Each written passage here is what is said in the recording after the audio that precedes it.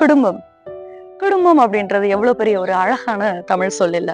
ஒரு மனிதன் ஒரு காலத்துல அவன் பிறப்பிலிருந்து இருந்து இறப்பு வரைக்கும் அவனுடைய சுக, துக்கம், பகிர்வு எல்லாமே இந்த குடும்பத்துக்காகத்தான் இருந்தது. ஒரு காலத்துல குடும்பம் அப்படின்னா குடு இன்பம். இன்பத்தை கொடுப்பதும் இன்பத்தை பெறும் இடமாகத்தான் அந்த குடும்பம் இருந்தது.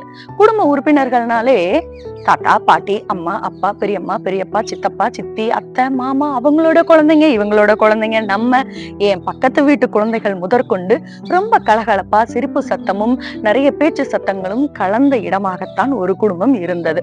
ஒரு தாய்மார் தன்னுடைய குழந்தைக்கு பசியாற்றுவதற்காக வெளியில தூக்கிட்டு போய் அந்த குழந்தைக்கு உணவு ஊட்டும் போது வேற குழந்தைகள் யாராவது இருந்தாங்கன்னா எந்த தயக்கமும் இல்லாம அவங்க பசிக்குதா இல்லையான்னு கூட தெரியாம இந்தா நீயும் ஒரு வா சாப்பிட்டுக்கோ அப்படின்னு மனதார ஊட்டிய காலம் அது.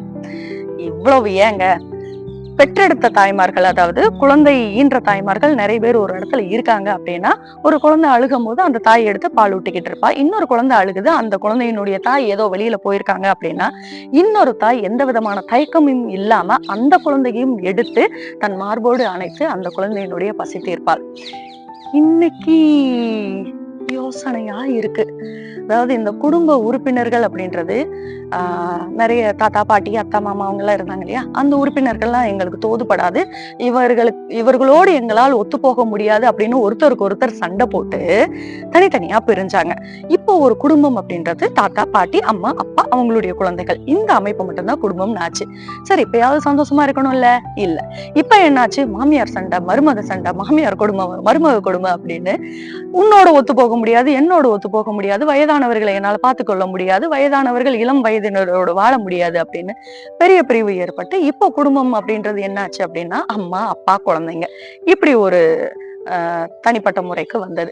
சரி, இப்பயாவது இவங்க மகிழ்ச்சியா இருப்பாங்களா அப்படின்னு பார்த்தா இல்ல.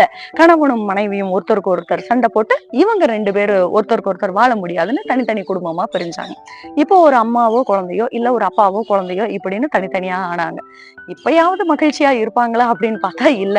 அந்த அம்மாவோ குழந்தையோ இல்ல அந்த அப்பாவோ குழந்தையோ ஒருத்தருக்கு ஒருத்தர் மனப்பொருத்தம் இல்லாம சண்டையிட்டுக்கிட்டு நீ தனியா இரு, நான் தனியா இரு, நீ ஹாஸ்டல்ல போயிரு, நான் வீட்டுல இருக்கேன், அந்த மாதிரியான தனித்தனியான உறவு முறைகள்ல இருக்காங்க. ஒண்ணும் புரியல.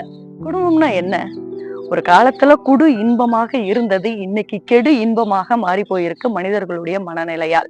இன்னைக்கு பொருளாதாரத்துல, கல்வி அறிவுல எவ்வளவுதான் நம்ம ஓங்கி இருந்தாலும் கூட நம்ம இதய துடிப்பு குடும்பம் அப்படின்ற உறவு முறையை இன்னைக்கு நம்ம தொலைச்சிட்டு தான் நிக்கிறோம். கொஞ்சம் சிந்திக்கலாம். எனக்கு தோணுச்சு, உங்களுக்கு தோணுச்சுன்னா என்னோட கருத்திடுங்க.